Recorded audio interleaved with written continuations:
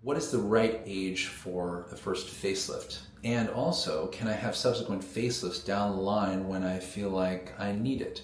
So those are two common questions that patients ask me. And the short answer is that there's no right or wrong age for a first facelift. Of course, it's a function of when we start to see those age-related changes, and that can happen in one's early 30s, it can happen in one's 40s, 50s, etc., to the point where it bothers you to seek surgery. So chronological age is not actually the primary factor. It's what are the genetic changes that you're seeing in your face and how much is it actually bothering you, and of course, can we actually do something about that surgically? So this segment, Facelift Under 50, I termed it that because typically in this day and age of modern facelifting, the average age to do one's first facelift is on the order of about 45 to 55 years old. However, as I mentioned, I will do facelifts on patients as early as their early to mid-30s, if they have the anatomy to justify lifting and shaping in a way that requires a deep plane method. So Facelift Under 50 is in particular an approach that focuses on nipping in the bud these early signs of aging that patients often come in to see me about. For example, most common areas that I see, under eye hollowing. That's a big priority area for patients, and that makes good sense because we're focusing on each other's eyes when we're interacting, and oftentimes patients will see some early hollowing. What is causing that hollowing? It's because the cheek tissue, over time as we get older, starts to descend.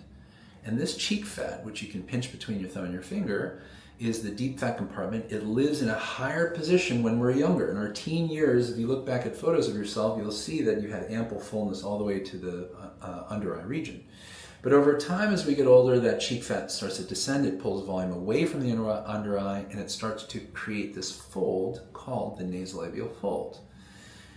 Oftentimes, people get fillers to chase some of the hollowing here and fill in the nasolabial folds there. That's not the right approach. It's okay as a temporary stopgap measure. However, the true treatment is lifting the mid-face cheek tissue. So, facelifting for patients who are seeing these early signs of age-related change, they generally need a mid-facelift.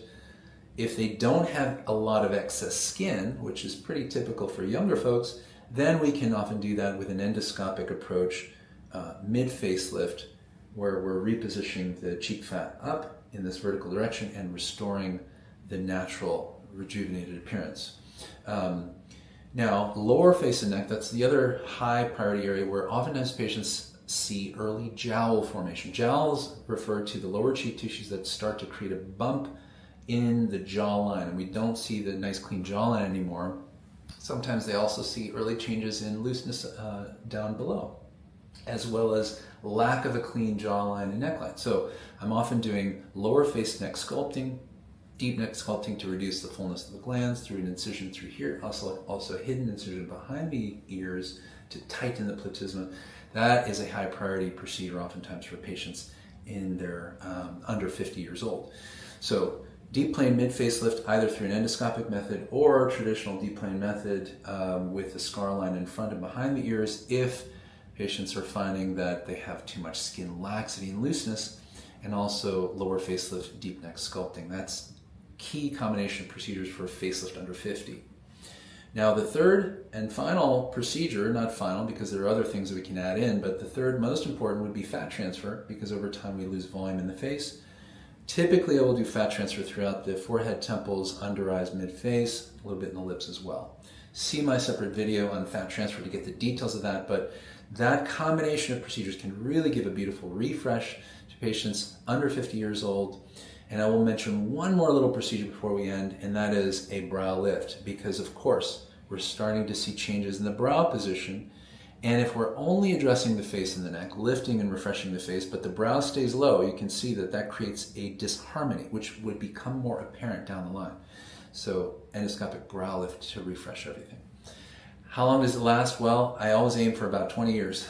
If you maintain results with good skincare, SPF 30 sunscreen, laser, injectables, etc., then you can get that kind of longevity out of the results. It is safe to do subsequent facelifts down the road.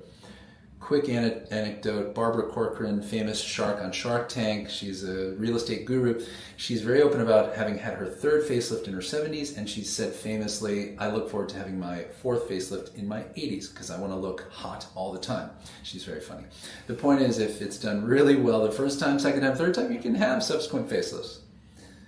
And that's it for Facelift Under 50.